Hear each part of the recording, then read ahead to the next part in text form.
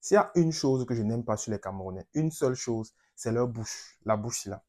Parce qu'on est toujours en train de parler, on est toujours en train de dire qu'on est fort, qu'on est intelligent. Mais lorsqu'on parle sur le plan économique en Afrique centrale et en Afrique de l'Ouest, en fait, on n'est pas dans les classements. Donc là, le média Ecomatin a publié le classement des PIB par habitant des pays de la zone CEMAC et des pays de la zone UEMOA. Donc en gros, l'Afrique centrale et l'Afrique de l'Ouest. Et le Cameroun n'est pas dans le top 3. Donc ça ne sert à rien de bavarder parce qu'on n'est pas parmi les meilleurs.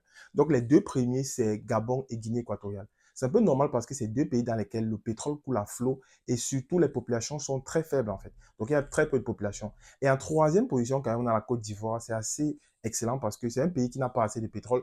Donc en fait, la dynamique en Côte d'Ivoire, c'est plus la dynamique privée. C'est le secteur privé qui tire vraiment l'économie et on arrive à avoir un PIB de pratiquement 2800 dollars par habitant par an.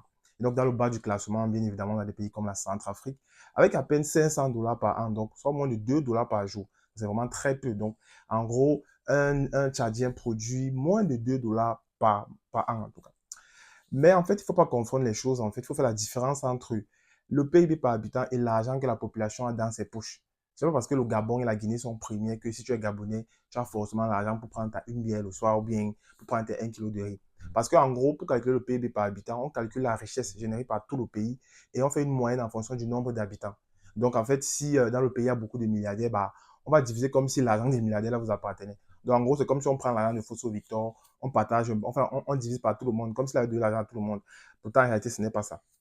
Donc, le Cameroun n'arrive qu'en cinquième position, loin derrière. Donc, les Camerounais doivent essayer de travailler et arrêter de bavarder. Dans les commentaires, dites-moi en fait le classement de votre pays et est-ce que vous êtes satisfait ou non de ce classement.